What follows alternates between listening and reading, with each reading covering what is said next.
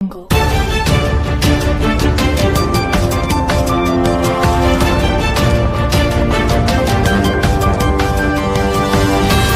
Jungle.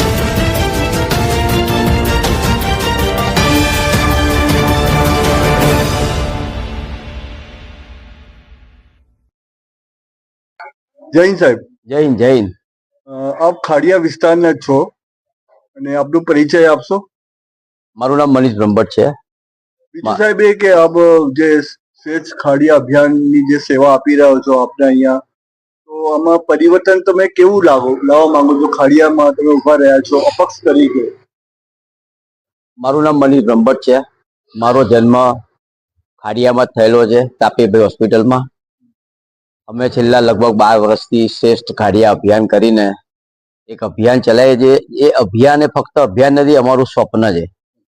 ખાડિયાને શ્રેષ્ઠતા તરફ લઈ જવાનું અમારું એક સ્વપ્ન છે. કારણ કે ભૂતકાળમાં અમારું ખાડિયા જે હતું એ દુનિયામાં ડંકો વગાડતું હતું અને ખાડિયા સૌથી સમૃદ્ધ વિસ્તાર તરીકે જાણીતું હતું. આઝાદીની લડાઈ હોય કે કોઈ ક્રાંતિકારી પ્રવૃત્તિ હોય કે અન્ય કોઈ પણ આંદોલન હોય, ખાડિયા એની જનક રહી છે. અને ખાડિયામાં બુદ્ધિજીવી લોકો અને દુનિયાને દિશા આપનારા લોકો રહેતા હતા.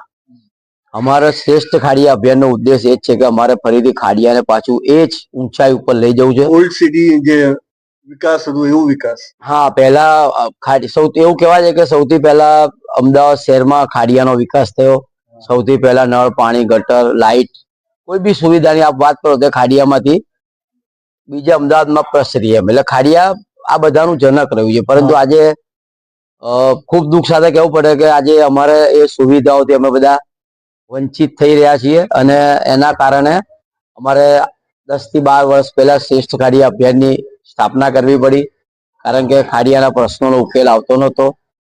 ખાડિયામાં પોળોનું જે રીતે વેપારીકરણ થઈ રહ્યું છે એના કારણે આજે ખાડિયામાં વસ્તી ઘટી રહી છે. ખાડિયામાં જે પોળોમાં વેપારીકરણ થયું છે, સાહેબ હમણાં જે વધુ મુદ્દા બહુ ચર્ચા આવી રહ્યા છે કે ભાઈ કોમર્શિયલ થઈ રહ્યું છે ખાડિયા, કોમર્શિયલ. હા, એટલે એના કારણે શું થાય કે પોળોમાં વૃદ્ધો છે, બાળકો છે, આજે એમને પોળમાં બેસવું હોય કે બાળકોને રમવું હોય વૃદ્ધો માટે, એટલે કોઈ જગ્યા જ નહીં રહી. કારણ કે આખો દિવસ તમે જુઓ તો કોમર્શિયલના ટેમ્પા છે, કોમર્શિયલ વાહનો એની અવર જવર હોય, એમના માણસો બધા બહારથી ક્યાંયથી બી આવતા હોય, કામ કરતા હોય.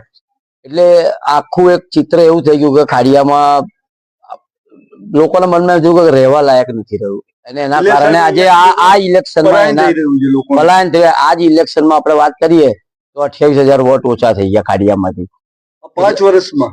5 વર્ષમાં ફક્ત 5 વર્ષમાં 28,000 વોટ, જે 1 લાખની આસપાસ હતા અત્યારે 73,000.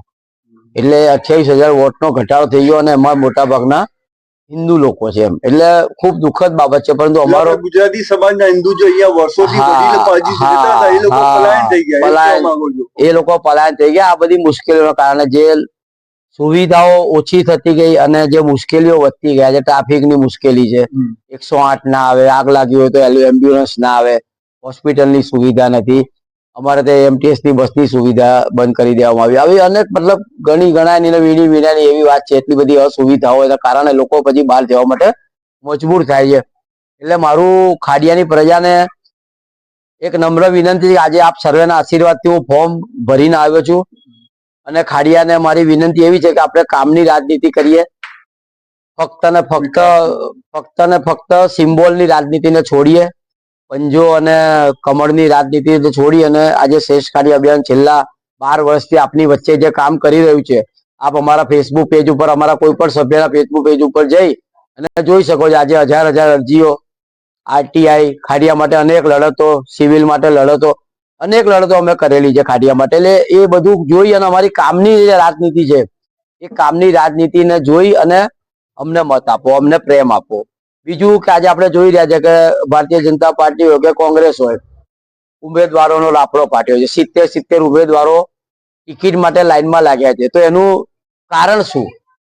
કારણ એ જ છે કે આ જે સેવાનું માધ્યમ છે આપણું, લોકશાહીમાં ચૂંટવું જોઈએ એ સેવાનું માધ્યમ છે. પરંતુ એવું થઈ ગયું છે કે એ લોકોને એમ છે કે આપણે ટિકિટ લો, જીતો અને પછી લૂંટફાટ કરો.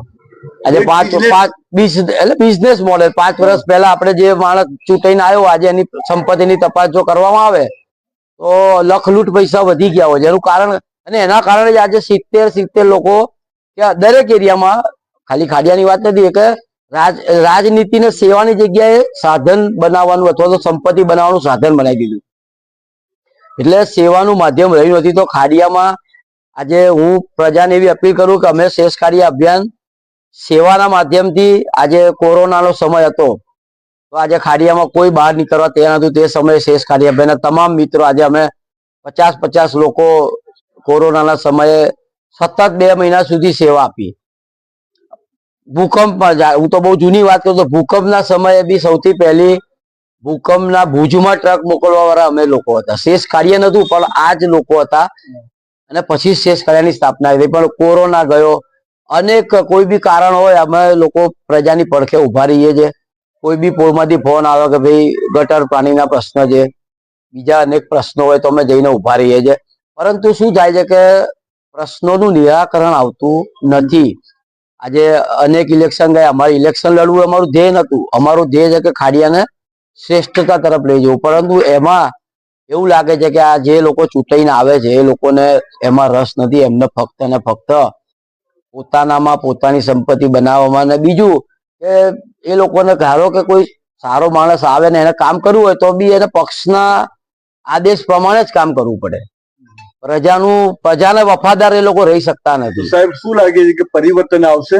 ચોક્કસ પરિવર્તન આવશે. જે રીતે પ્રજાનો મને સહકાર મળી રહ્યો, જે રીતે મારા ફોન રણકી રહ્યા છે, અને જે રીતે પોળોમાં જઈને અમને જે રીતે લોકો કહે છે, એ રીતે મને લાગે છે ચોક્કસ પરિવર્તન થવા જઈ રહ્યું છે ખાડિયામાં. અને શેષ ખાડિયા અભિયાનના સભ્ય તરીકે અમે જે મહેનત કરી છે એમાં પ્રજાનો 100% સપોર્ટ મળશે. અને પ્રજાને ભાવભરી વિનંતી છે કે આ વખતે ફરીથી એક જ વાત કરું છું કે કામની રાજનીતિ જોજો, કમળ કે પંજા ઉપર જતા નહીં. શ્રેષ્ઠ ખાડિયા અભિયાન તરફથી મનીષ બ્રહ્મભટ્ટ હું ઉભો છું. આપનો એક અમૂલ્ય મત ઇતિહાસ બનાવશે એની હું તમને ગેરંટી આપું છું.